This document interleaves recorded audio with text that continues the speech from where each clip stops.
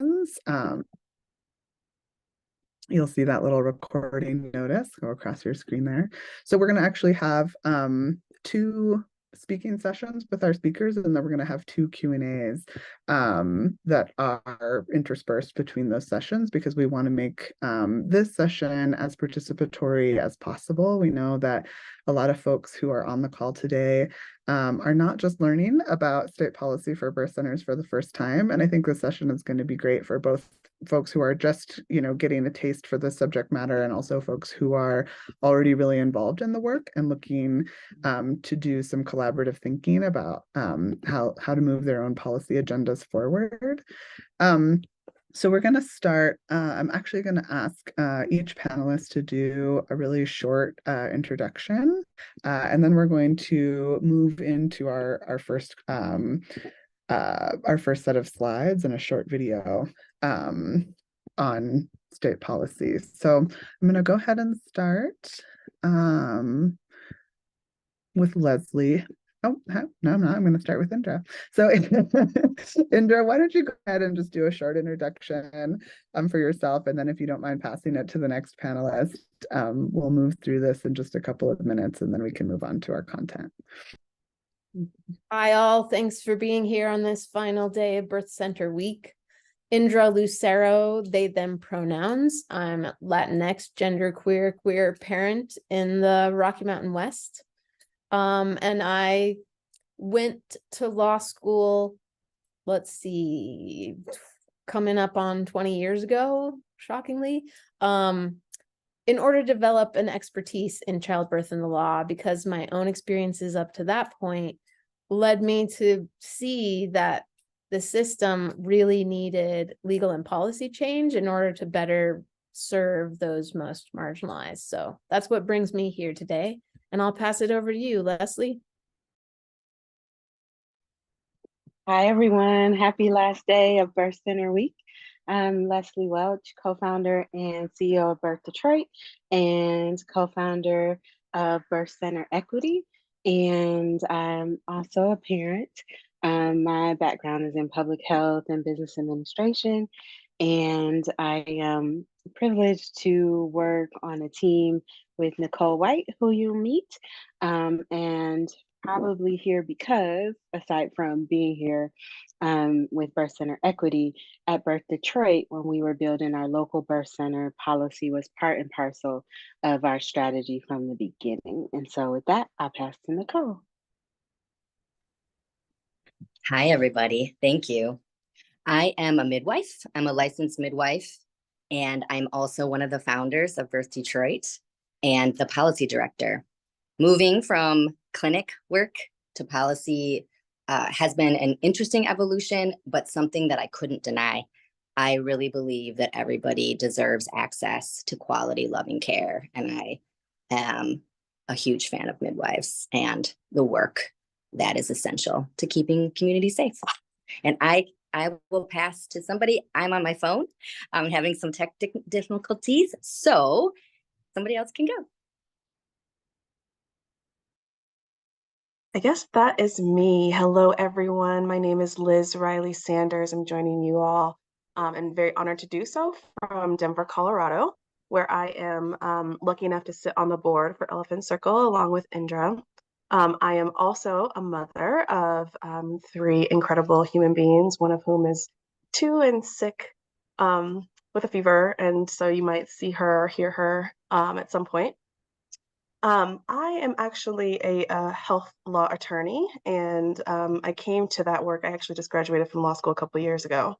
I came to that work from a perspective of being somebody who was kind of railroaded by the system and really wanted to do something in addition to the work that I was doing in public health to ensure that we're minimizing those really massively negative impacts in the ways that systems can traumatize individuals. So I also sincerely believe that that perinatal period between children and birthing people is one of the most sacred moments in life. And it's a mark of a healthy community when we do hold that sacred. So I'm really happy to do this work with you all. Jess, back to you. Thanks for those intros. So I think we're actually going to start today. Indra's going to share with us a brief overview of birth center state policy issues. And then we're going to actually move on to a short video that Leslie's going to show us, and then we'll come back to the panelists to ask our first question. So I'm going to pass it to you now, Indra.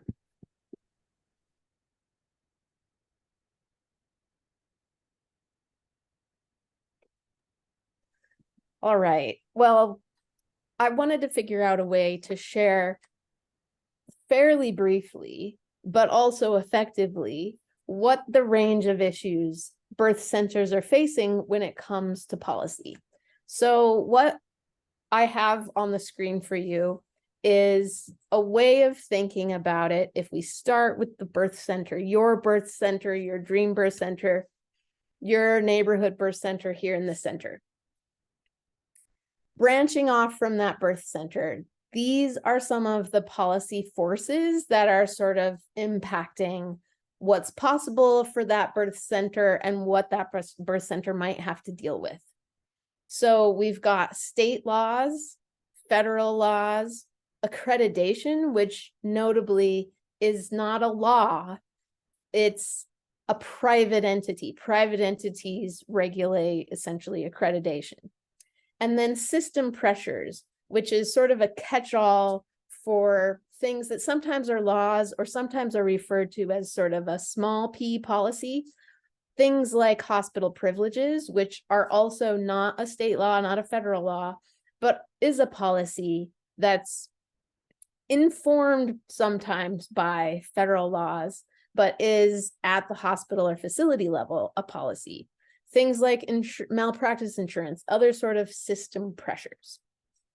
So of these four types of pressures, there are sub-elements, and this is just my top level things that I thought you should know. At the state law level, there's facility licensing, provider licensing, and then there are things like Medicaid and malpractice. I put et cetera with a star because there are really so many other types of state laws that are relevant, but this is just top level glance. Then federal laws include a set of federal laws under the public health and welfare category. Some key ones include Medicaid, and you'll note that Medicaid is both under the state law circle as well as the federal law circle, because it's sort of a shared program and there are laws in both places for Medicaid. And then things like civil rights, there's federal anti-discrimination laws that fall under the public health and welfare laws. Then in terms of accreditation, like I mentioned, these are private entities. The Joint Commission is a private entity that sets standards. The Commission for the Accreditation of Birth Centers, private entity. There are also private entities that accredit provider credentials and private entities that accredit schools. But it's important to know that that accreditation is one of those forces that's going to be pushing on birth centers. And then we did already talk a little bit about some of those system pressures. So to make this a little more tangible, I wanted to talk just briefly about Alabama. Many of you may have heard a lawsuit was filed by folks who had been trying to start a birth center in Alabama. As you can see from this map, Alabama is, in the color white here on this map, which stands for no regulations. So when we come back here to facility licensing as a state law issue, Alabama in the present moment doesn't have a birth center licensing state law program. And that situation essentially created an opportunity where bias could do what it does. The absence of structure is one of those key places where white supremacy can do what it does in systems. So these states that don't have any birth center licensing regulations are vulnerable to what we're seeing happen in Alabama, which is basically like folks in positions of power doing what they want to do to protect their positions of power. We can also see that Michigan is one of these states. So we'll talk a little more later about our work in trying to get a law for birth center licensure in Michigan. But you may be looking at this map and you think, yeah, but there's a lot of problems in these states where there are birth center specific regulations. And sure enough, that is definitely the case. Just having a law in place does not protect you from those machinations of white supremacy, among other biases and forces of oppression that make these laws operate to maintain the status quo rather than to serve perinatal families or serve the interests of birth center owners. Part of why that may be happening, another dimension just at a quick glance, is this map of certificate of need laws.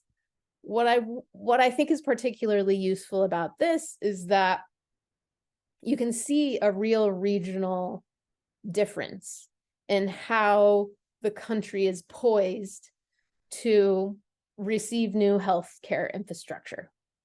These states that are in the green color on this map have certificate of need laws, which are basically laws that require an additional step before you create new facilities. There's a whole long story I could go into about this, but I wanted to note that, for example, New York, which does have birth center regulations on this map, is nonetheless green and does have a certificate of need requirement. That's one of the big barriers that folks in New York who want to start birth centers are facing, for example.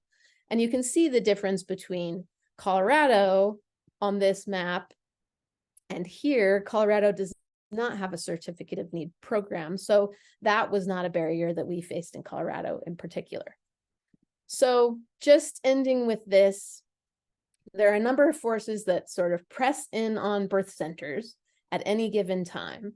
Each one of these sub-elements could be the critical factor for the birth center that you're dealing with, but we really need to be prepared to address multiple kinds of policy pressures in order to really make these birth centers sustainable. So I'll pause there. Thanks so much, Indra. That was a really helpful slide, and I'm hoping that potentially we can share that with folks. So if we are not able to drop it in the chat, we can send a follow-up email to registrants with a number of links. I think now we're going to pass it to Leslie, who also has some intro information and a short video to share. Are you ready, Leslie? Great. Do we have...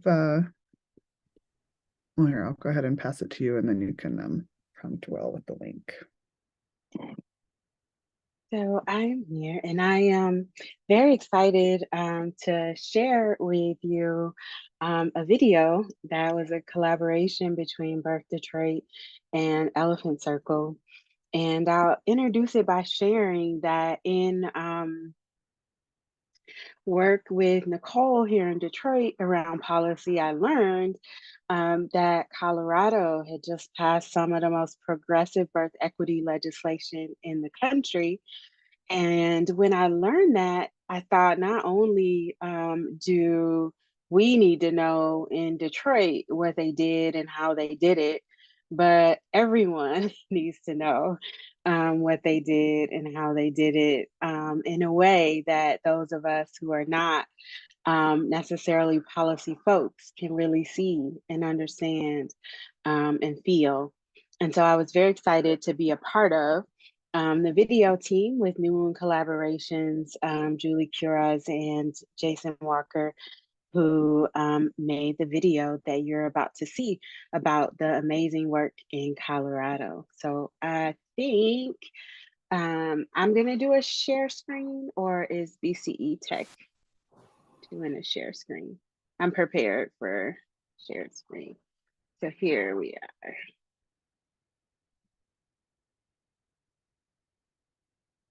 Hopefully everybody can see.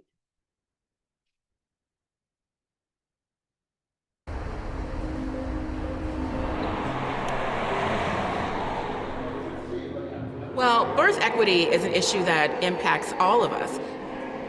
but we know that it has a disproportionate impact on Black people, Black families, Black mothers, and Black gender non-binary people. I'm the first African-American LGBTQ person to hold office in Colorado. And so for me, this was an issue that really did impact all of my identities. And it was really important that it was led by a Black woman. This bill was really important to ensure that Black women are seen and heard, Indigenous people are seen and heard, brown people are seen and heard, and that we're able to start our families in a healthy way. In 2021, communities in Colorado organized to enact the most comprehensive birth equity laws in the country. We had legislators at the time thinking about how are we going to address racial disparities in health and racial inequities in health. And a number of us got together and said, we really need a package if we really want to address these issues that are very complex and need multiple solutions. This entire process has been driven by the human beings who are most impacted by the policy. It's been informed by, inspired by, and is still continuing to be driven by those individuals. I mean, when we realized this was going to happen, when the legislators said, we like all the provisions that you've put in this, let's run a bill package. Indra and I said to each other, wow, okay, here we go, and let's have fun and make sure joy is at the center of this. I'm a community-based midwife. The work that I do, the families that I serve, how I serve families is driven by community, what they need, what they want. For me, it's everything. The whole framework of this bill centers human rights.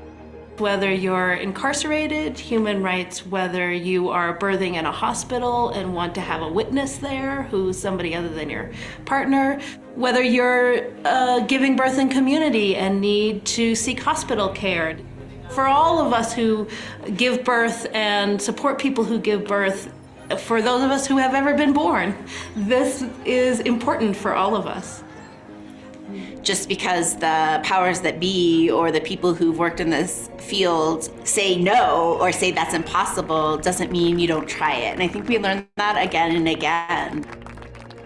Midwives, certified professional midwives, we carry historical wisdom about the perinatal time period. I think that we held on to that wisdom, and that is what designed the components of the bill package. And that is definitely a part of the magic and why this happened. I think I learned that when we craft policy based on our intersectional lived experiences, we can really go further than the conventional wisdom suggests. Partly because we are the experts on those intersections. Being new to a lot of this, I've been exposed to a lot of things I never thought about before. You can actually attack a lot of different oppressions and inequities under the guise of birth equity. That's something I would love people to understand. I think the birth equity bill package is really important for the whole country because we don't want to keep this information just in Colorado. We want other states to experience the growth and transformation that we hope to see here as a result of the bill's passing. I'm proud of the work that we've done in Colorado, but it is not over. We've done some good work here, but we're not done until we really have birth justice for everyone. We come from community. We are grassroots people, and it was the people's voices that got amplified. And that, my friend, is just beautiful.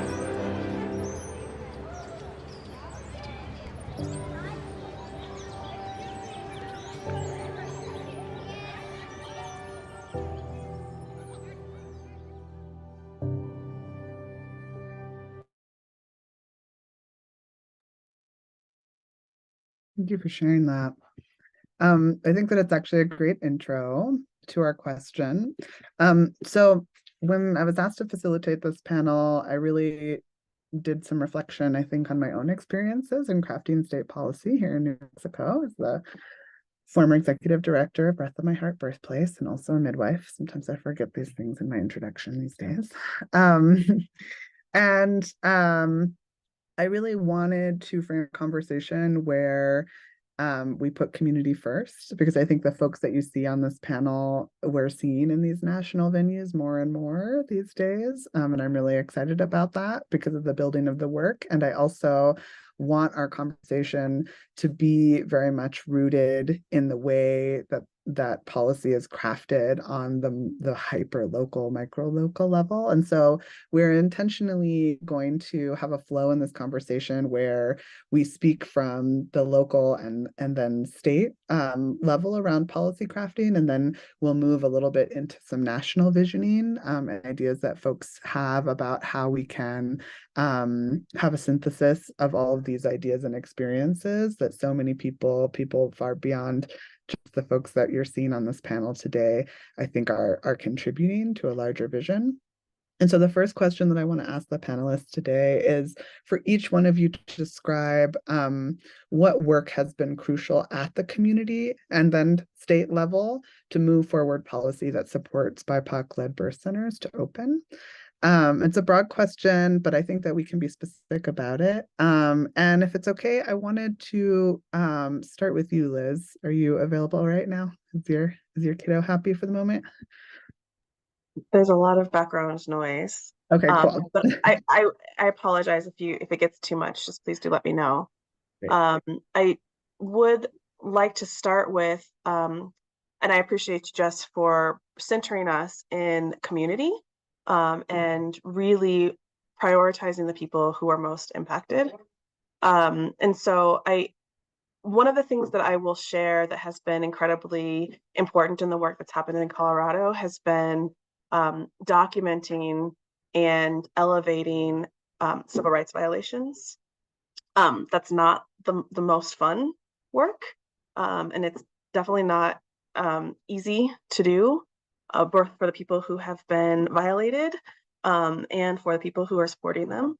But that is incredibly important because it helps shine a light from multiple perspectives on the harm that's being caused. And so to ensure that this is a major issue that stays front and center, I would start with saying that sort of awareness is uber important in being able to continue to pass policies, both the small p and large p policies. And that is some of that pressure, I think, Indra, that you were referring to, can offset some of that pressure by bringing the community perspective and the people power and that pressure that comes with it. So I'll pass it. Thanks.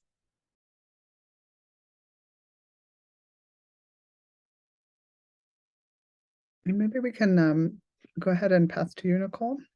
You ready? Yes, thank you. One thing we were able to do in Michigan is gather people at an event that we called the State of Birth Justice. And we asked people, what does birth justice mean to you? And we also asked, if you could snap your fingers and have a policy change around birth justice, what would it be? And what we heard was more access to midwives, to be able to have a birth where we want, supported by midwives from our communities, in our communities. We heard we didn't want to have to recover from birth, mentally, spiritually. We heard that how we're treated in this period matters so much that our humanity cannot be erased, and that that's exactly what's happening with birth. And so that was in 2022, and we were able to craft language around that to support that. We have a mechanism to capture obstetric racism in our Michigan Momnibus package. We also have a birth center bill that will gain more access to people, because right now in the state of Michigan, we do not get reimbursement. Birth Detroit has been up and running since 2020 as a clinic doing prenatal and postpartum care, and we don't get reimbursement. So all of those intersections of creating access, creating equity, and creating justice. And I will pass. And can we go to you next, Les? I think I would add to what Nick has shared is that the resources to do the work are important. One of the things I recognize is that most folks starting birth centers across the country do not have a Nicole White, do not have a full-time policy director to strategize around and build this kind of work and the coalition that was built here in Michigan. And so I think that for those of us who are building new birth centers, or even working to sustain established ones, having relationship with folks in community who have the capacity and the resources to do policy advocacy work is important. And for those of us who are fundraisers, making sure funders and donors understand that this is part and parcel and a tremendous priority in this work is important. And I'll pass to Indra. I love this invitation to think about the hyperlocal. What jumped to my mind was actually when I first started hearing rumblings about like policies that were impacting people. It was while I was being sutured at home, having just given birth. And my midwives were, you know, like chattering amongst themselves. I didn't totally know what they were talking about, but I gathered that the laws prohibited them from actually suturing me. And that really bothered me because it was clear to me that that was of value to me. And it didn't make sense that there was some external entity that had somehow assessed this moment that I was, you know, uniquely in and particularly vulnerable in, and came to some other conclusion. So that's like one of those first things that just got me thinking, what is going on here? From there, I think my approach to doing community-based policy work has been that kind of listening that I just started doing because of my ignorance in that moment, like being curious. Both curious about what, you know, the midwives that I cared about needed and what they were identifying as barriers and obstacles, but then also being curious about how those barriers and obstacles got built and where they were. And if I could start figuring out where they were, then maybe we could start figuring out what to do about them. I think one of the most useful things, like Leslie talked about, in places where you don't have a policy person, where you don't have the dedicated time, is just having a sense of possibility that there are things that can be done and you don't have to do them yourself. But the power of having someone even say, no, we can figure this out. There's a way. There's answers. There are answers out there and we can figure them out together. I think that's a critical piece of the community-based policy work.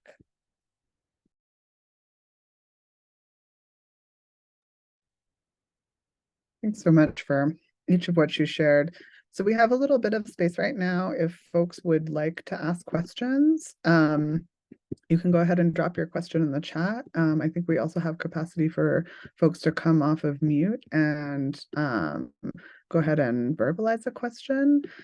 So we would really invite questions that are about, you know, policy development on the community level, on the local level, and also how this might translate to state-based work. We're going to move to more discussion about a national focus next, but we would love some questions here. So I'll just pause for a moment and see if folks would like to chime in.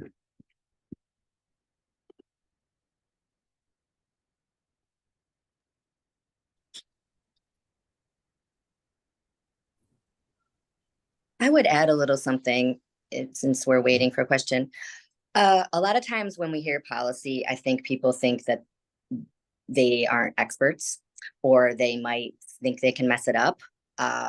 And I remember one time being in a meeting when we were trying to get CPMs licensed in the state of Michigan. And it dawned on me, like, we can't mess this up.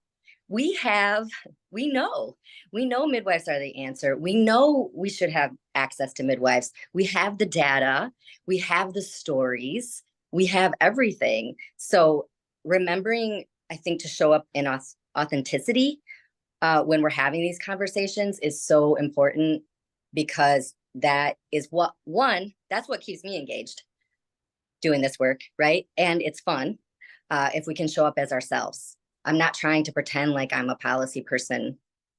I'm just showing up as Nicole White, the midwife, right? I just wanted to add that.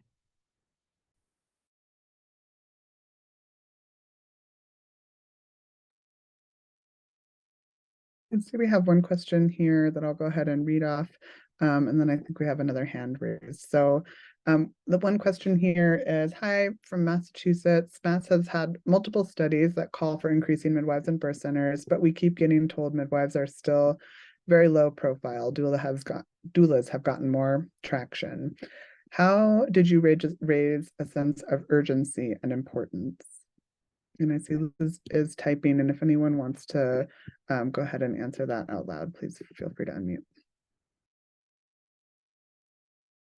I mean, I think one of the biggest lessons that we learned in Colorado was the effectiveness of bold policy. That can be a way to increase the profile of a piece of a policy that isn't getting as much traction as another piece. So combining something about doulas with something about midwives allows us to frame the issue, to talk about doulas in the context of midwives, and that can help bring some more attention to midwifery. It can feel intimidating because if you're just wading into policy work for the first time, doing big policy work, doing bold policy things maybe feels even more scary. But I think it's a good approach, because when we do overly narrow policies, it's easier to attack. It's easier to be diminished. It's easier for the opposition to raise all kinds of problems about that one thing. It's much harder for the opposition when we raise all of the issues that matter to us, which they may not even understand, which is partly why in that video I talked about how when we bring intersectional policies, we have an advantage because we're the experts on that intersectionality. It's much harder for the opposition to target any one dimension, because that's not really what the opposition is made of. The opposition is built to be linear and unilateral. So being multivocal, being multidimensional is an important strategy. So again, we're going to do another bill this next legislative session, and we're really, really hoping to move some things specific to midwifery, but we're going to do it in the context of other issues, because we found that to be critical when we're talking about midwifery. We've got to pair it with other issues that people can hear.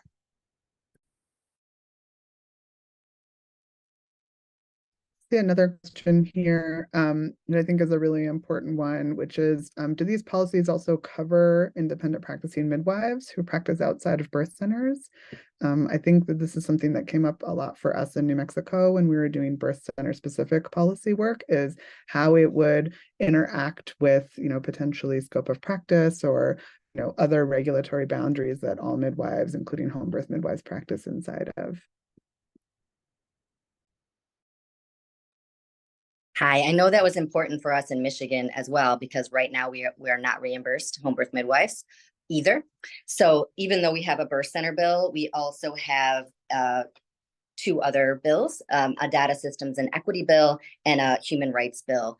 And we name reimbursement for all midwives in that bill because we know the importance of getting that. Because right now in the state of Michigan, doulas are reimbursed by Medicaid, but midwives are still not reimbursed by Medicaid. So we're working on that regulatorily within the Institute for Medicaid Intervention, in which our whole mission is to reimburse midwives in community settings, including home births. And then we're working on it legislatively in this bill package. I would just jump in to say that is a big miss in state policy to reimburse doulas before licensed healthcare providers, to reimburse doulas and not midwives.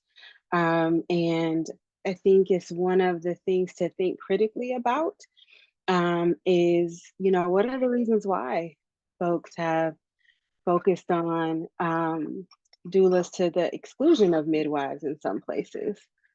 And, you know, how do we challenge that so that midwives receive the reimbursement, support, investment that makes their work sustainable?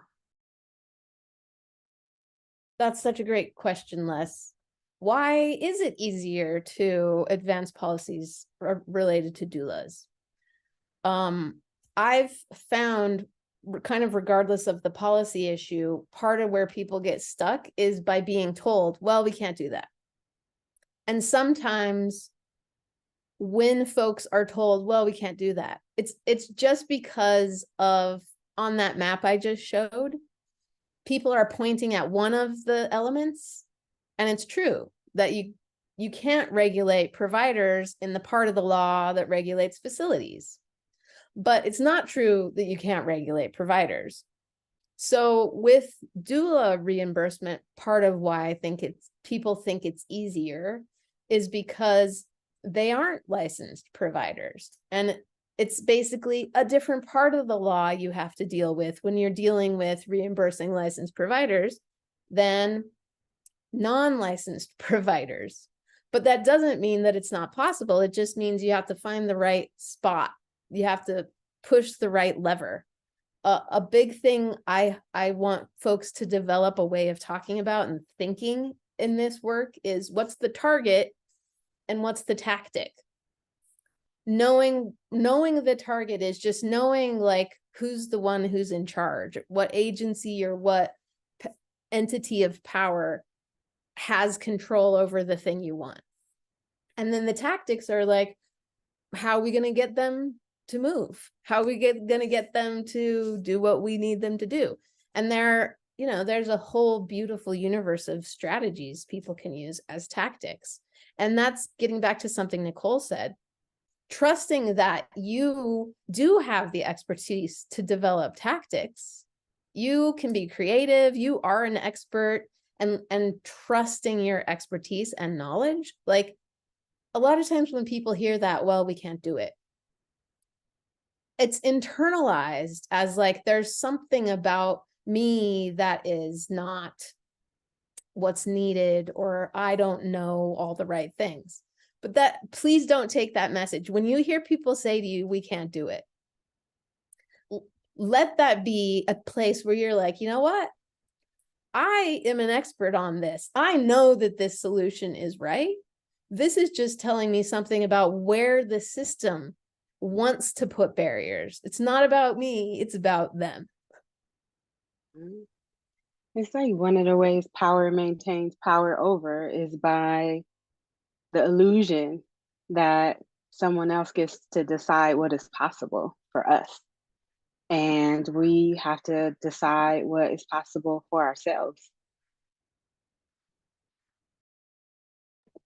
Yes, yes. Thank you all so much. And along those lines, going back to the dichotomy between doulas and midwives, echoing some of the sentiments that has been going on in the chat, that, the fact of the matter is doulas can work inside of this existing system, right? Like, they can show up in hospital rooms and doctors can still kind of flex their power muscles, right?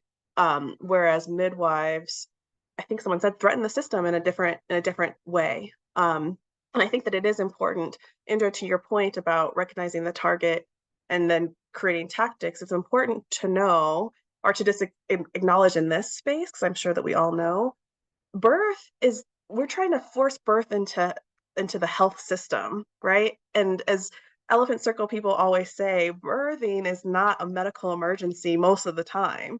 It's a biological function. And so it's kind of like trying to stick a square peg in a round hole, trying to put birth into this health system that we all know is not really catered towards health. It's like sickness care. But it's also important to know that OBGYNs and the birth complex, depending on the healthcare system, it's between 30 and 50% of revenue, right? And so when we're talking about advancing policies that empower midwives or that create reimbursement for midwives, we are talking about taking, or some people may see this as taking revenue away from health systems. And so you're going to experience barriers. That's one thing. Another thing is that with reimbursement means that you're now part of this system that we know is not the right fit for what we're trying to do. And there's a lot of other barriers that come from that, as you can see in Indra's diagram. And so some of the tactics have to be created in acknowledgement of the fact that we're talking about a system that is not set up to do what we want it to do, and the fact that we're threatening in certain ways. And also there's a lot of other barriers that come with that as well, which I think we'll probably get into a little bit as we talk about some of the state and federal policies.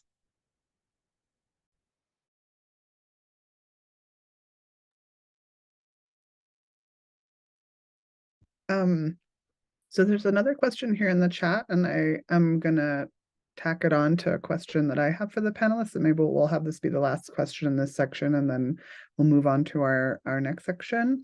But the question in the chat is, I've noticed that in the state of Florida, Medicaid reimburses doulas more than midwives. How can other states avoid this and get paid adequately, possibly? And I think what comes up for me in this question too is also about collaborations, and wondering, in each of your state-based policy work, what have been the most strategic collaborations on the community and state level to help pass? I know we keep alluding to community input, but maybe more specifically, you could talk about what collaborations have been crucial to moving your policy efforts forward, and speak to this question about reimbursement.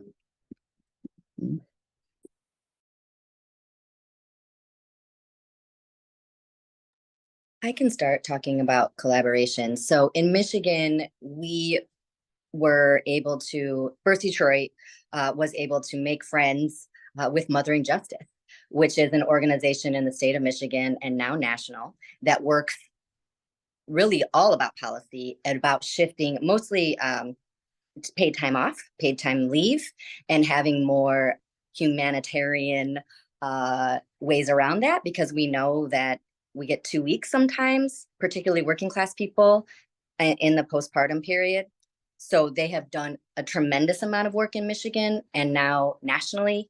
It is a Black-led organization, and we were on some panels together, Birth Detroit and Mothering Justice, and we were able to link up and talk about the importance of centering birth, because that's something they had never done. So we leaned in on each other's expertise. They had incredible relationships at the state capitol, and we had, the subject matter expertise on what we thought a bill package should look like. And then we together asked the community. And so that's how we have worked with partners, an already existing community-based organization that has been doing this for over 10 years. That's really rooted in the community, along with the strides that Birth Detroit has made in the last 5 years too.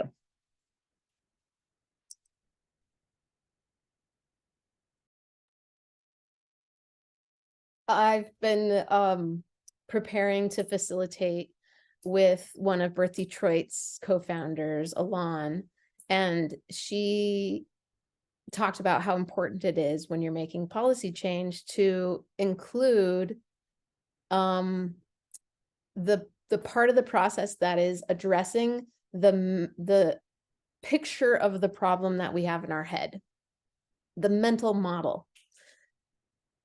And I think this gets to the question about reimbursement. I think this addresses collaborations. a key first step is checking about the picture you have in your head about the problem, and maybe tweaking even that picture. So if the picture you have in your head is one of, you know, like a scale of dollars, and it's just like, oh, the doulas are getting more than the midwives, that's going to shape, you know, basically your targets.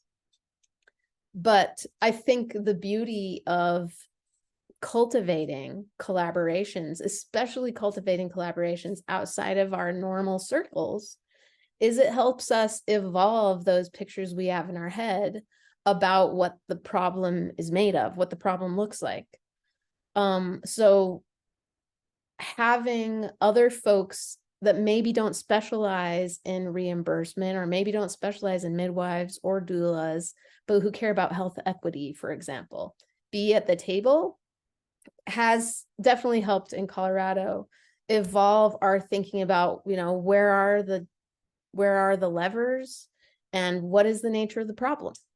One of our allies has become the Colorado Consumer Health Initiative, and it's been a good partnership because they do a lot of health system work, but they don't have any internal expertise about perinatal issues specifically.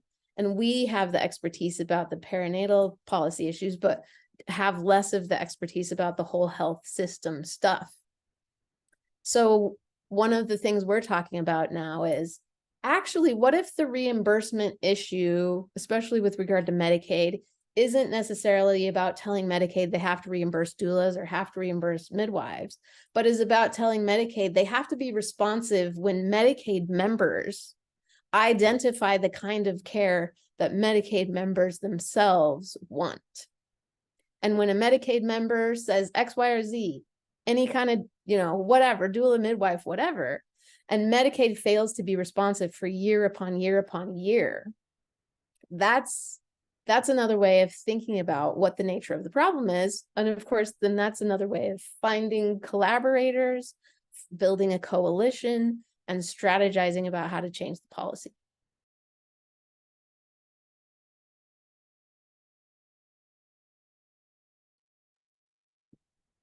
I think it's also been helpful to us just here in Michigan to have folks like Nicole sitting at tables like our Michigan Council for Maternal Child Health, to have relationship with our state health department, and to work to influence the conversations that are being had about legislation in the public health environment here.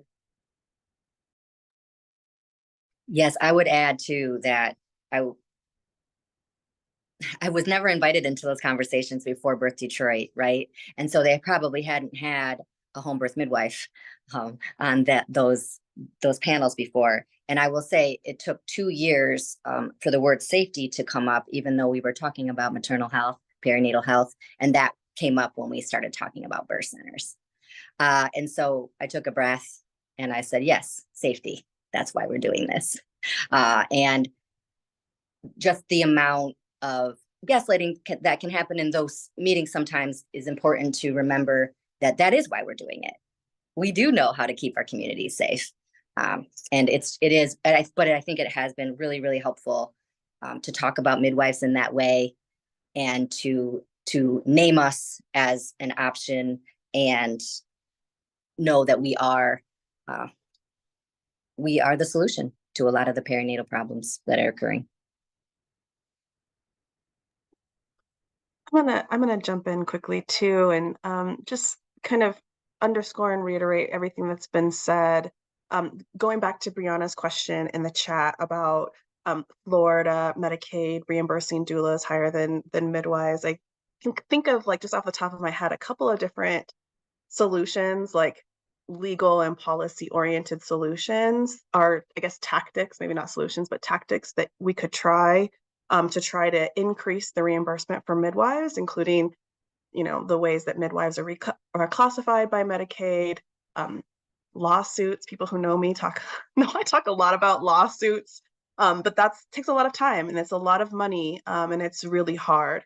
So there are options that are inside of the systems that we're currently combating, right? So we could have a strategic planning session that really does leverage those processes that already exist, like lawsuits, like challenging and going to your Medicaid offices and challenging the ways that they are classifying midwives. Those are definitely options.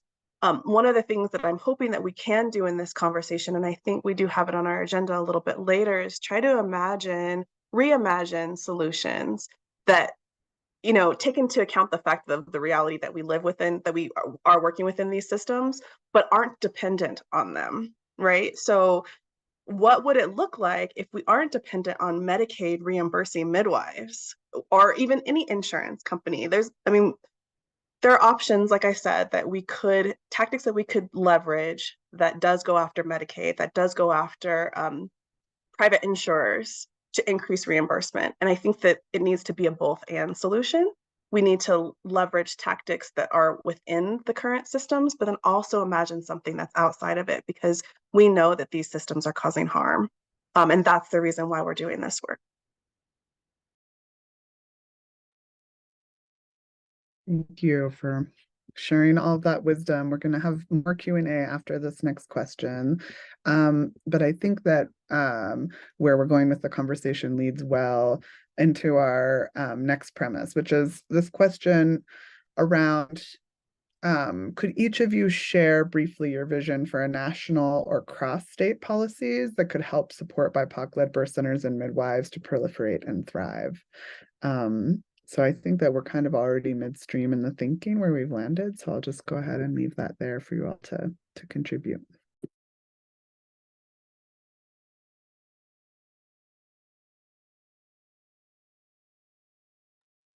Well, the collaboration between Elephant Circle and Birth Detroit is the beginning of what we envision as a national strategy.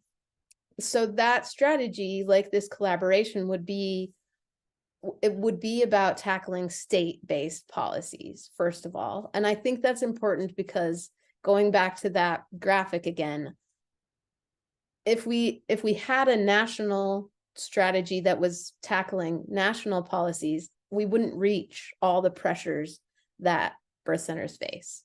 I think we reach more of those pressures at the state policy level. So number one, prioritizing state policy work. Number two, building relationships with existing birth justice organizations, which may be a birth center, may be a reproductive justice organization that's starting to think about birth justice work, but basically finding that, like you kind of said, hyper-local group of folks who understand their community, who already know the dynamics and know who usually speaks up at the meetings and all that sort of thing.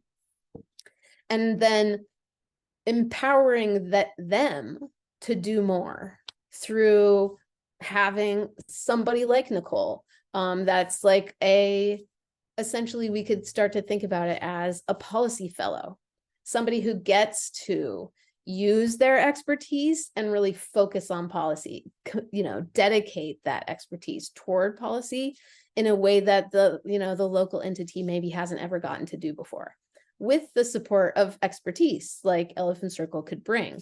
So we can, save some of the time that it takes community-based folks to figure out a lot of the things.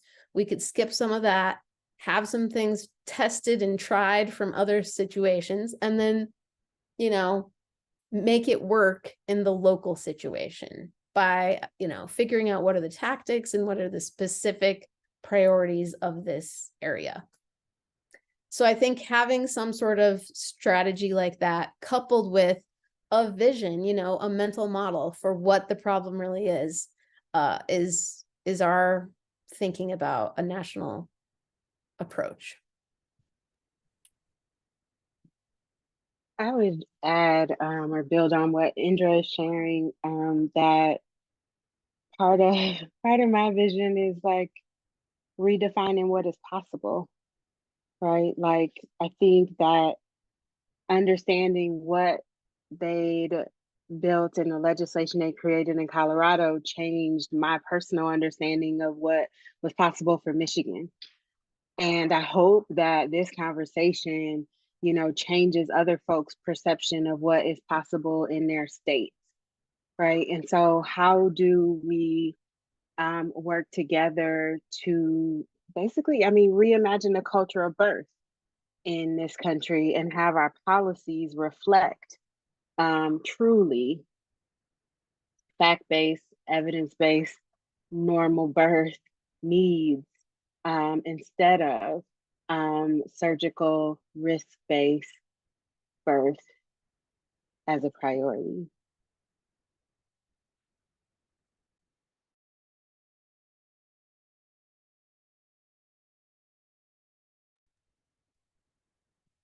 Agree on all of that. And I think too, remembering that legislation is for the future. So when Indra said earlier to be bold, I think it's essential to be bold, because you have to go in with that vision of remembering it's for the future, and not let the whitewashing happening of the intricacies of the bills that make it more radical and make it protective for the communities that need it most. I think that also having a little bit of an idea of simple things you can do in your state, like making sure that you're looking at the bills that are coming through, that something down the line isn't going to impact midwives negatively. Having, one of those filters on your Google search that makes sure that legislation that is impacting midwives, that somebody has their eyes on that. I think there's little things we can do, but the fun part is like doing it together. And the fact that Elephant Circle has mentored Birth Detroit in this way has made so much of a difference, and to feel supported, even in those little moments when you feel lost, to have that support is so essential. So I feel like that is what the vision also includes, is just that knowing that we've got you too. And that we trust you to know what your community needs, what your state needs, and we can wrap our arms around you.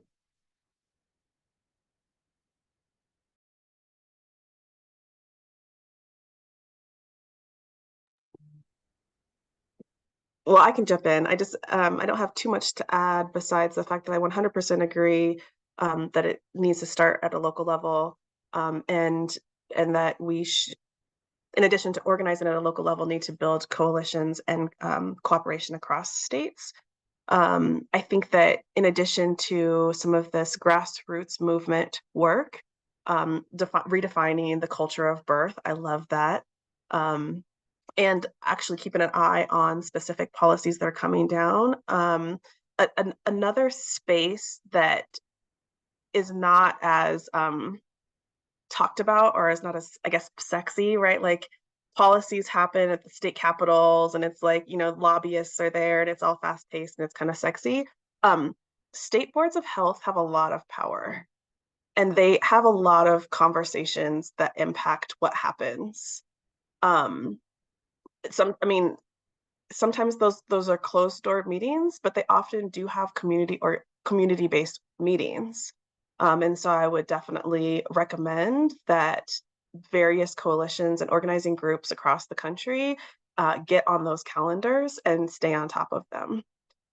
If in fact, I also really appreciate what's happening in Alabama. I know that that's a big battle, but if those types of lawsuits start happening across the country, I think that we'll get a lot more traction in that space as well.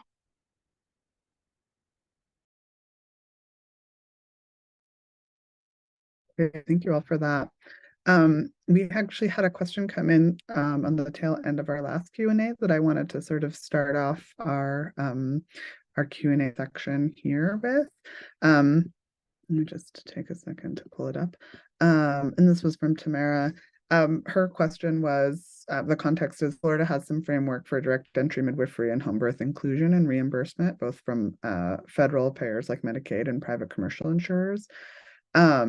When this was driven directly from the governor's office more than 30 years ago. The question here is, does Elephant Circle intend to use the lessons learned in Colorado to help other states embrace this legislative package model for change that lends itself to coalition building?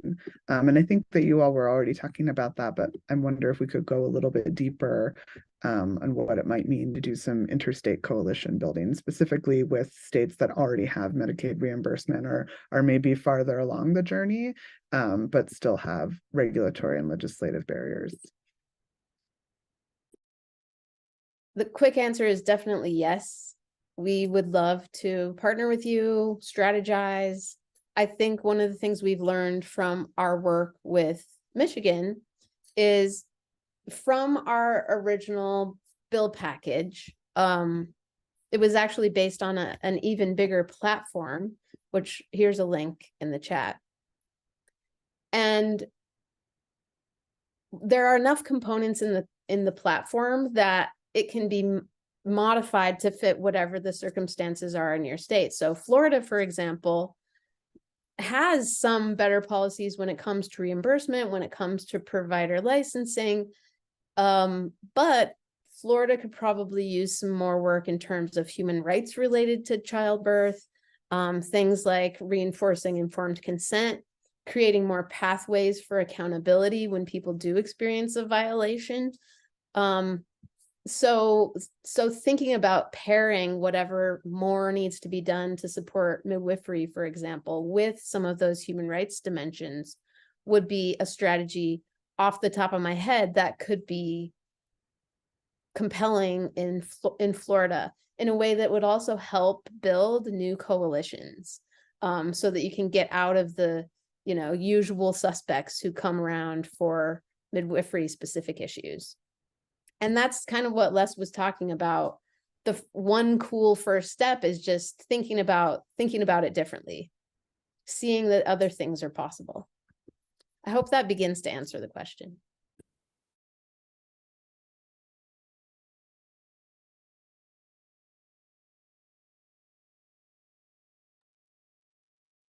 Do others have more they'd like to add there? Also, just feel free to drop more questions in the chat as they come up for the larger audience. And if you'd like to unmute, just go ahead and tell us in the chat and you can answer your question or ask your question directly.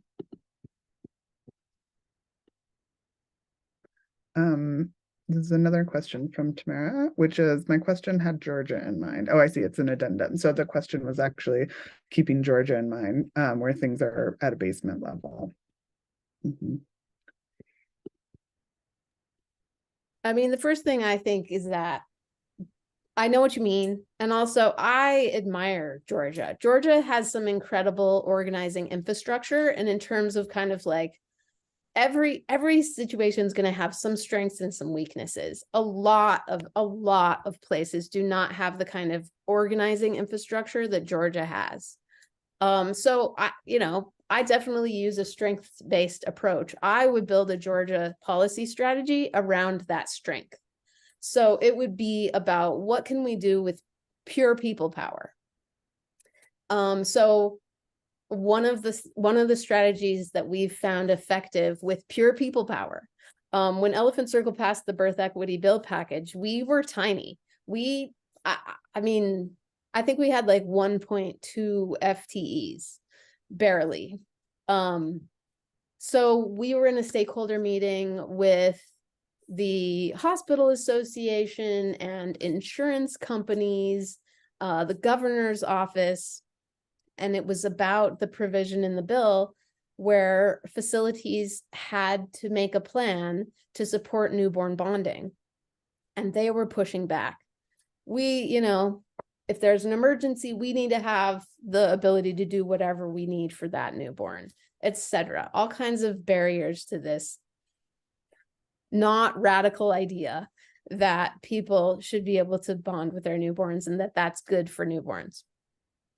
We had somebody in the meeting who had experienced an emergency at birth where her newborn needed NICU care. And she said, I want you all as providers and facilities to have a plan for newborn bonding, even in a situation like mine.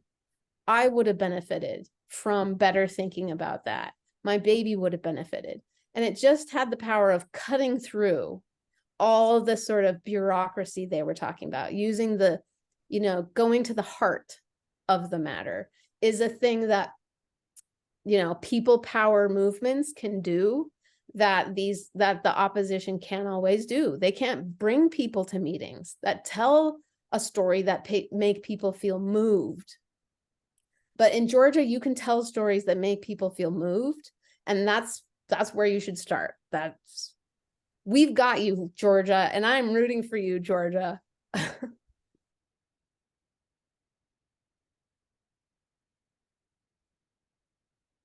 We have another question that's come in here, which is, how do we start to address some of the divisions between CNMs and CPMs in our states that seem to block birth center work from gaming them, especially when our state already has restrictions that prioritize hospitals and doctors over a midwifery model of care?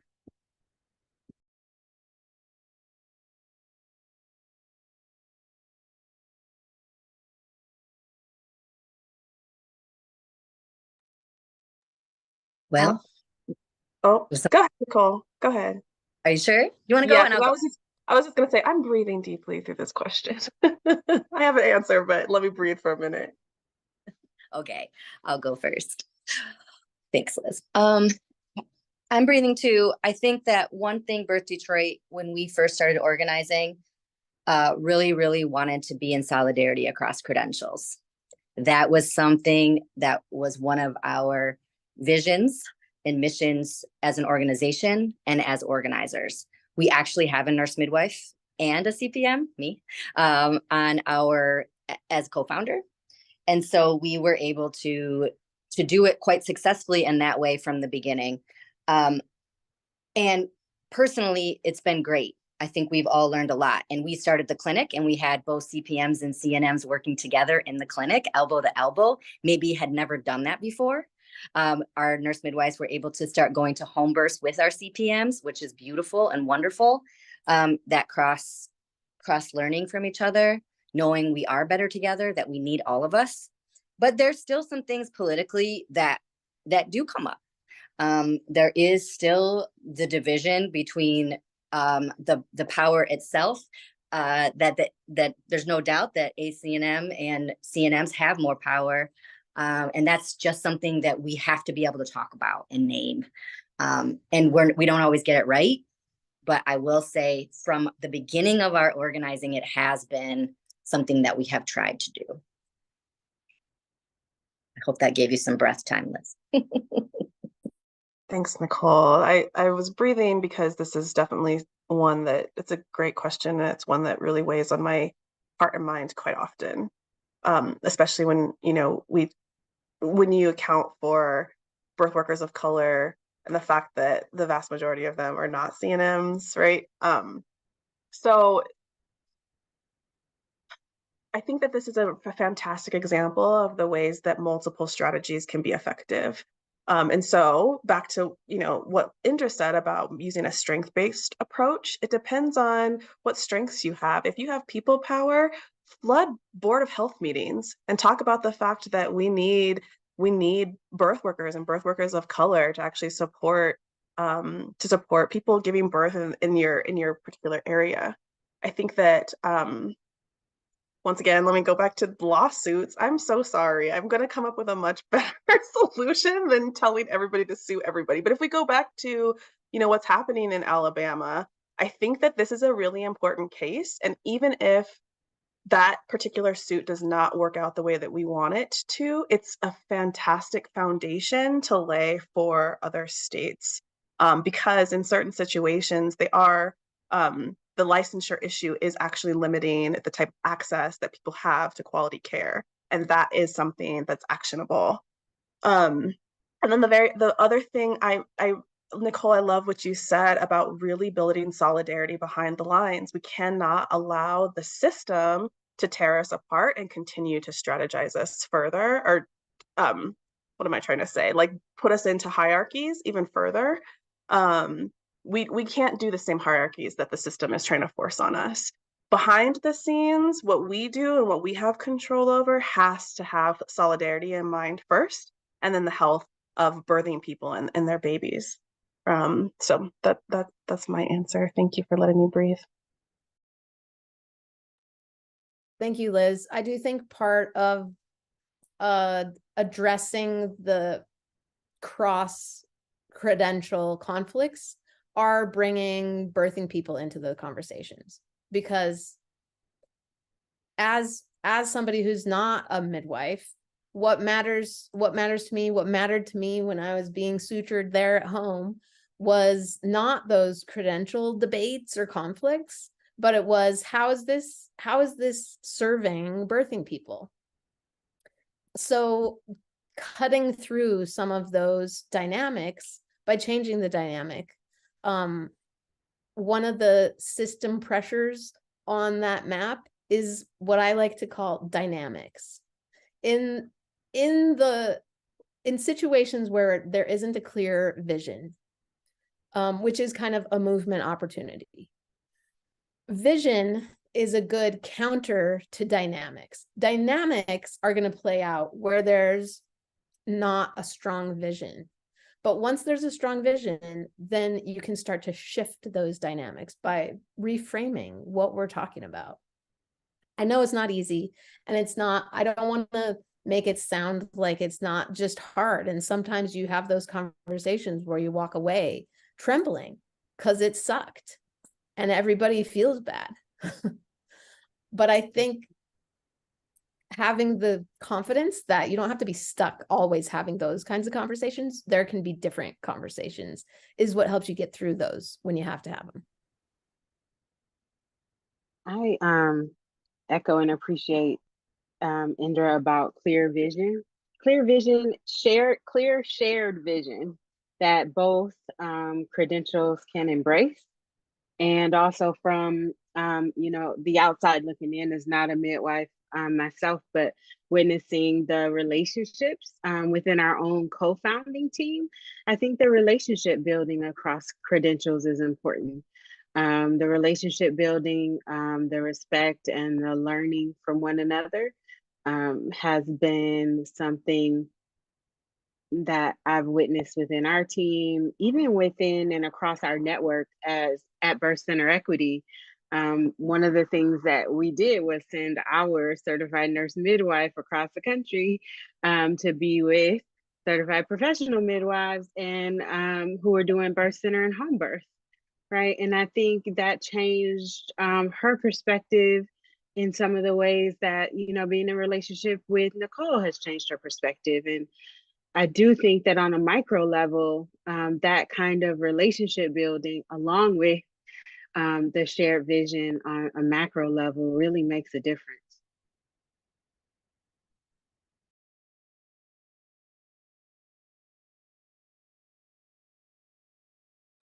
And I would just like to name too that sometimes it's more about white supremacy culture when we get into midwifery politics than we sometimes are willing to name.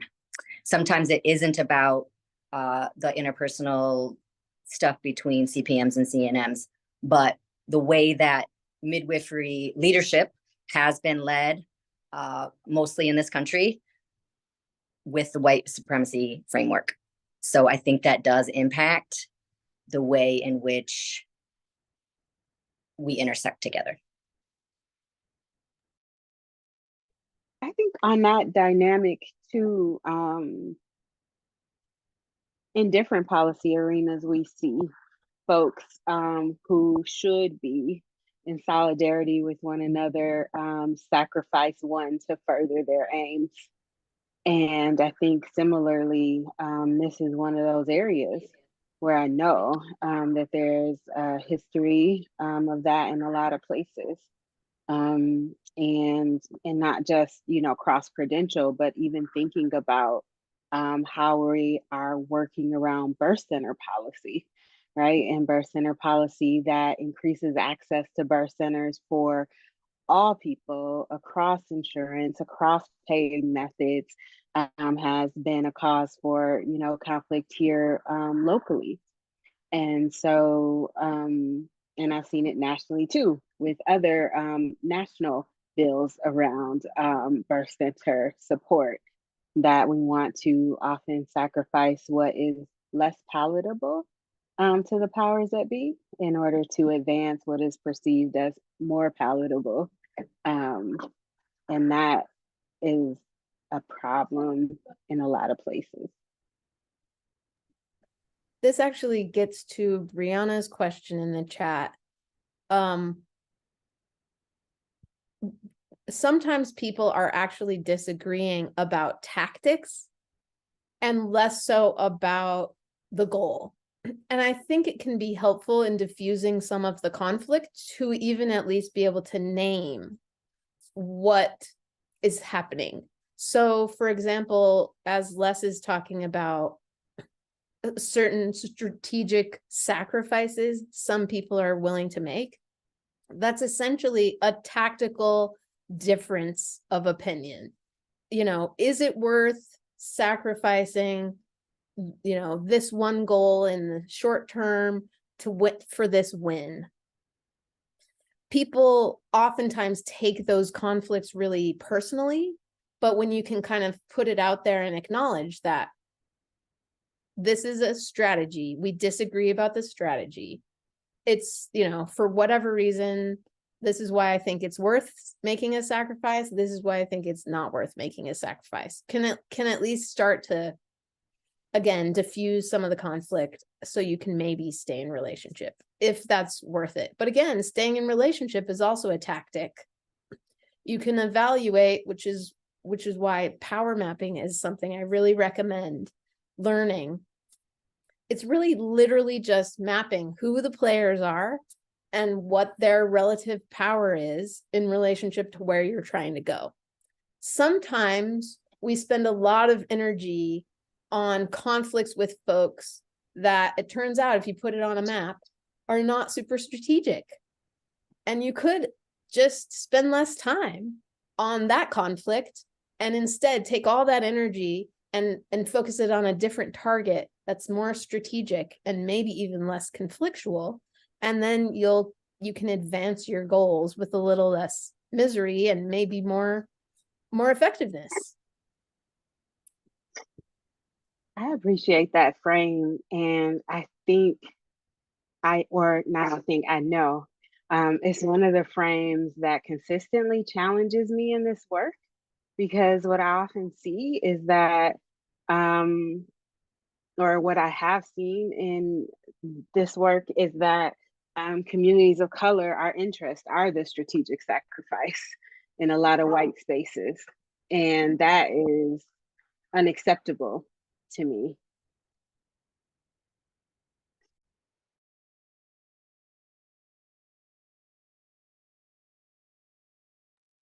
Agreed. And I think being able to name this is the cost of this strategy, and that's why, you know, we're opposed to this strategy or whatever, as opposed to, I've seen these conversations get stuck in the really the interpersonal. And so anytime that we can sort of take it outside of the interpersonal and remember that we, you know, have goals, and it's much clearer to be able to say this tactic is sacrificing my goal today, and so I can't accept it. It's going to help us a little more. It's still going to be hard.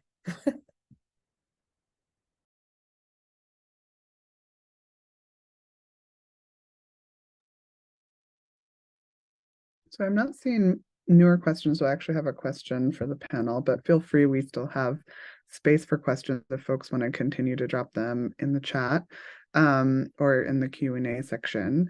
And I think that my question, or something that I would love to hear you all speak on, is because we have such a disparity of regulatory barriers among states. Like we have folks who don't even have midwifery guidelines or regulation, all the way to folks who have really advanced midwifery regulatory language and birth center regulatory language and Medicaid reimbursement. I've found a lot in my own experience working in a state that has a high level, New Mexico has a high level of sort of regulatory development around midwifery, out of hospital birth centers, and Medicaid policy.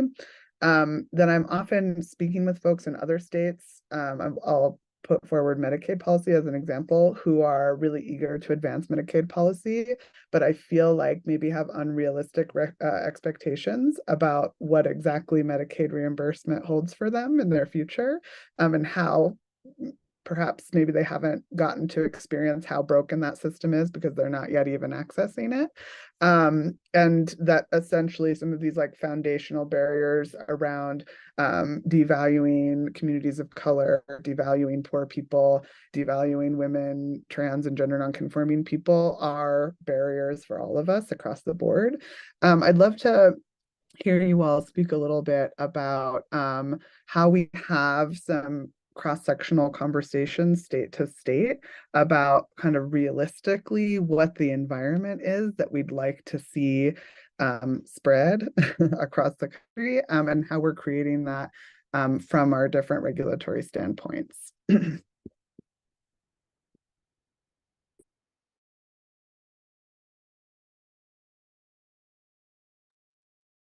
Not a simple question there, Jess.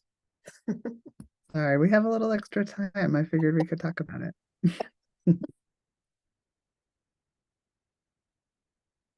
I mean, I'm starting to think that, again, in terms of mental models, I'm starting to think that part of the nature of this problem is one of resource misallocation.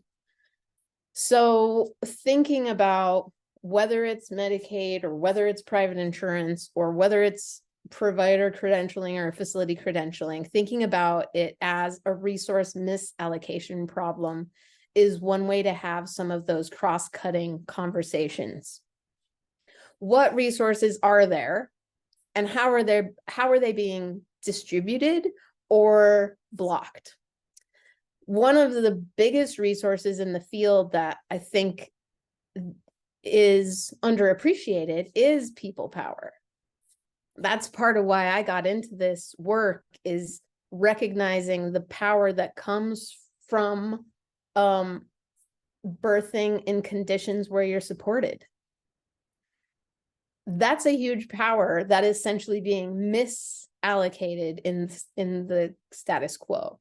All these birthing people who have experiences during birth that suppress their life force, and I think compromise the life force of their families and their kids, it's being diverted somehow. That energy, you know, it's like energy is never destroyed or created, it just changes form. That energy is going somewhere. I think it's going to facilitate the fractures in the health system. It's the energy that slips through the cracks where there's no continuity of the care. It's the energy that slips through the cracks that allows private payers and public payers to create a mucky situation. That energy is being used by the system, but not effectively. We need to figure out how to redistribute all kinds of resources in this system. I think that's what I'm starting to think about. So we don't get fixated on which payor model, but rather stay clear-eyed about resources. Because when we do think about resources, we can start to see there is a huge amount of resources in weird places in this system.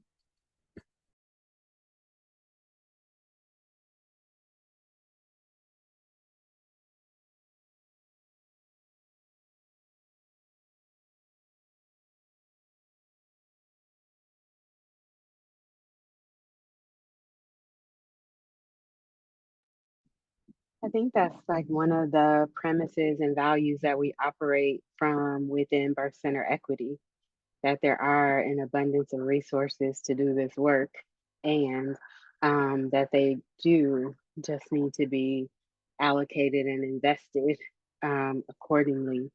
And I think one of the things that continues to facilitate division is the perception that there aren't enough resources in the system to go around.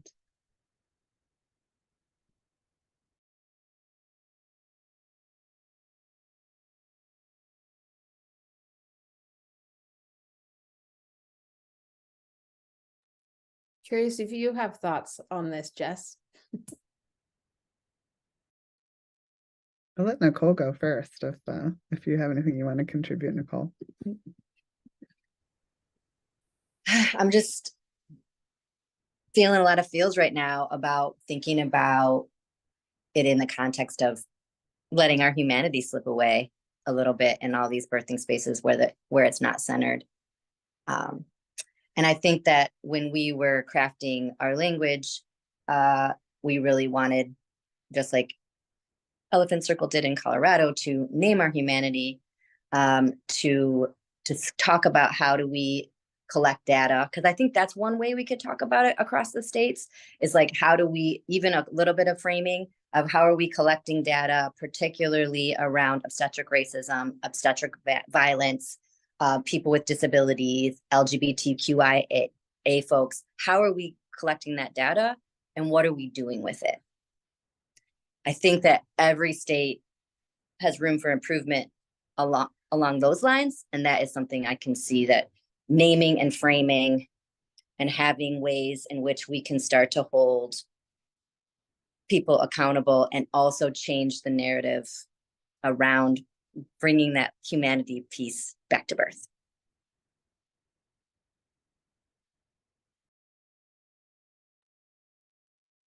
I think my own thinking about this too, I really resonate, I think, with what each of you has said. And I think my own thinking around it has come full circle around to just the question of like, what strengthens the network of care.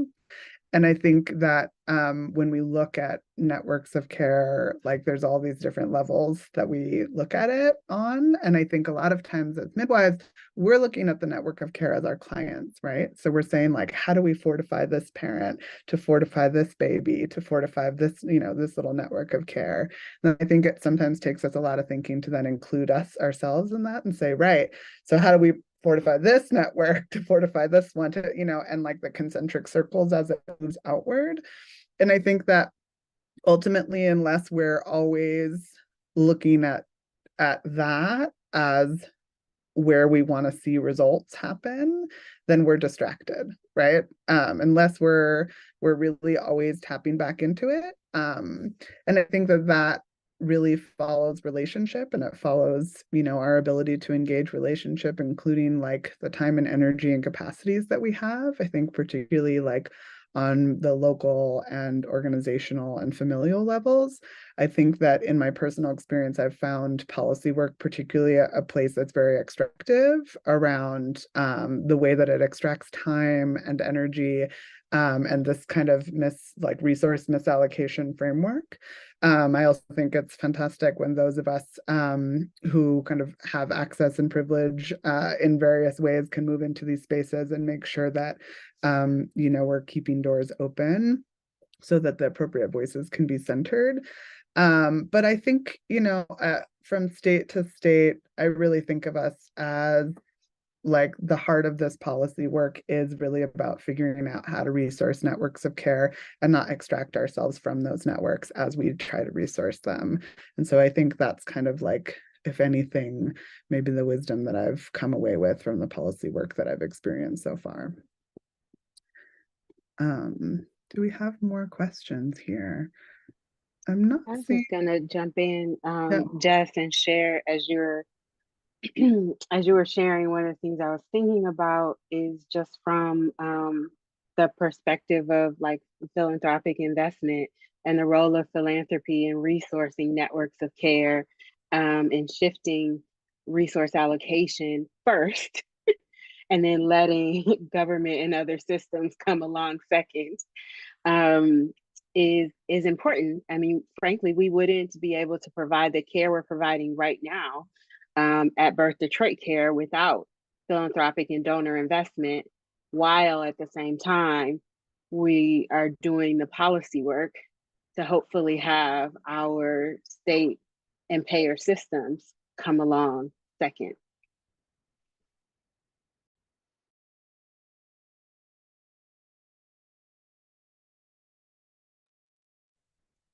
Yeah, agreed. I think that when I know certainly when I'm in conversations, particularly in the philanthropic world, there's often a lot of questions around like, so who is doing the policy work to impact these conditions? And I think what's really misunderstood there is that it is us. It is the same folks that are catching the babies. It is the same folks who are on the ground doing community organizing work. And I think that we could be a little bit louder about helping folks understand that how much folks at the local level really are holding all of these levels of change simultaneously, and how much more folks need to be resourced to do that effectively, to spread the work out amongst more people, to ultimately prevent kind of our burnout and combustion, which I think is sometimes evidenced by some of these strategy fails, or the places that we get really caught up, potentially in the politics of relationship when we're losing sight of, the clear shared vision.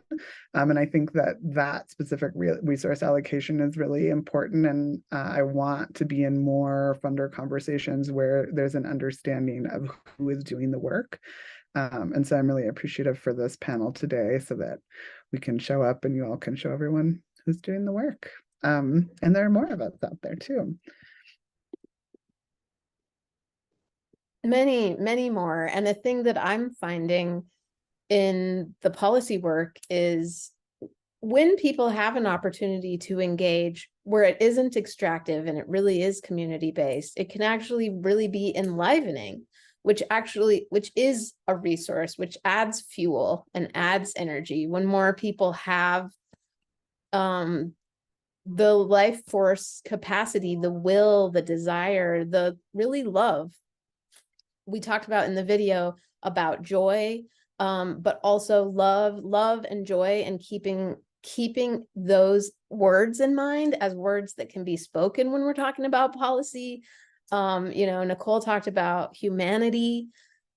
I think it's really important that we not disconnect those feelings and even those feeling words from the part of ourselves that talks about policy. It's tempting, and it's one of those structures, it's a pressure from the outside, like we have to be serious or we can't be playful when we're talking about policy, like that's an idea that somebody gave us. But what if we find a way to do it that's fun, or use fun as at least a gauge? Oh, I'm noticing that this isn't feeling really good. Maybe I need to take a break or step back or let somebody else have this conversation who has the energy. I just think that keeping those feelings in mind, I think, can help us be responsible with the resource allocation.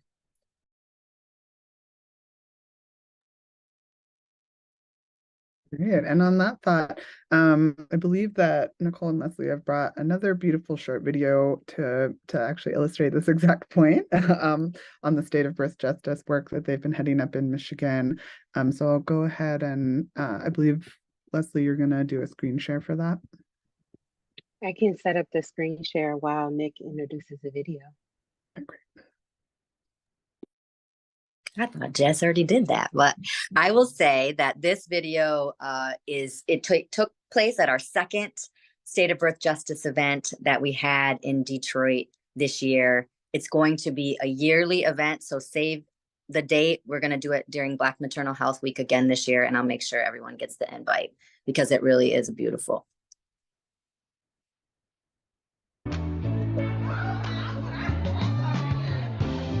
I'm here at Spotlight Detroit with some amazing people who wanted to transform the state of birth justice in this nation, really.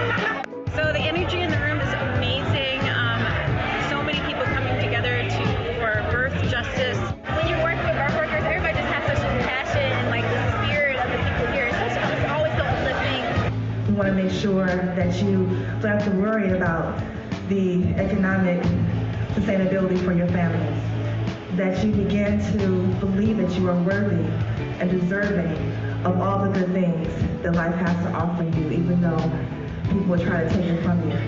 I have a 16-year-old son, he has disabilities, and I understand what it's like to not have paid leave, right? Am I going to be able to pay my bills? Am I going to be able to go to the hospital with my son? We have a bill that talks about human rights, that talks about how obstetric racism is real and we name it. We know that 30% of counties in the state of Michigan don't have access to perinatal support. And the midwives on the Birth Detroit team have been saying for years, midwives are the answer. And now the world is saying midwives are the answer. This work is necessary. This work is important. We're no longer asking for safety. We are demanding it. We all have a part to play in that. And I thank you all for being here with us at Birth Detroit and the State of Birth Justice and with Mothering Justice to help realize reproductive justice. I mean, this day today is about joy, and it's about, as we talk about, birthing joy. And it's so needed for us to be together. So this is an opportunity for us to be together, which is nice. And so I just know that in the next year, 2 years, there'll be so many families being helped and supported. And so I'm happy to be here. Yes. And it means my sister here too. See what? Black joy, Black autonomy, we doing all of that. I love all of that. Thank you again for being a part of making Michigan a state of birth justice. We love y'all.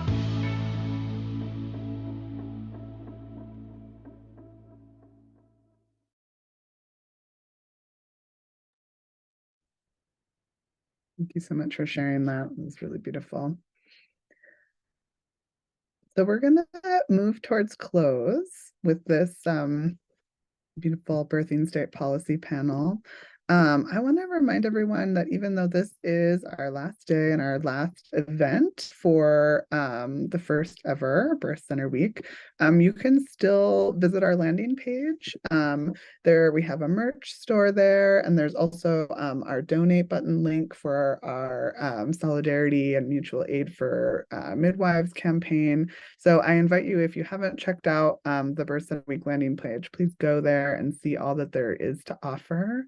I would love to just close with a little something from each of our panelists to take forward into the difficult and rewarding work that we're all engaged in.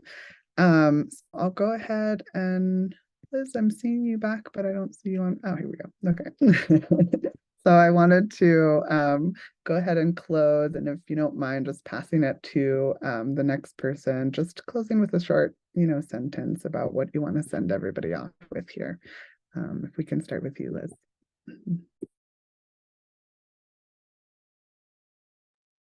Sentence. Together we have the power to change, to make change, and to change this world. Thank you all for your work. Looking forward to doing it with you. I'll pass to Nicole. Thanks, Liz. I feel like as a midwife, I want to tell you all to drink water and get nature and make sure you're eating. And I know you can do it. I know we can do it. I do believe, like Liz said, we have the collective power. We have the collective knowledge. We have the wisdom. Our bodies know what justice feels like. Our bodies know how to birth. And we know how to keep transforming these policies so that we can center humanity and the birthing families and the midwives. And I will pass to Leslie. I would share that together we're seeding a new future. That's what this is about. For me, is the work that we do to help our communities today and our communities into the future. And if we can all stand in our power together and define what is possible for ourselves in our community, then I think we can see the future we all want to see. And I'll pass to Indra for the last word. Loving all your last sentences, all. One of the things I've learned from experiencing optimal supported physiologic birth is that just because it's hard doesn't mean it's an emergency. we can do this. I also just wanted to say, BCE team, this has been a beautiful, beautiful week. And I know it was your first one. And I just applaud you all and thank you for your service and your work. And thanks for including us on this panel too. Thank you. Thanks, Nicole. And shout out to the Birth Center Week team. I want to name Julie Curaz and all her hard work in leading us forward and organizing us. And our tech team and designers and everybody who poured into this week. Thank you so much. Yeah, we appreciate everybody who's come to the panels and definitely spread the word. We'll be doing this again next year in 2024. You'll see it out in the virtual world for sure. Julie did just drop the feedback questionnaire in the chat. So if folks just have another minute and they want to go to that link and fill it out, that's super helpful for us. We welcome your feedback. And yes, Will's going to go ahead and put a little outro music on for us. And we're going to end this panel today. So with gratitude for each of you, I hope you are going into the rest of your day fortified.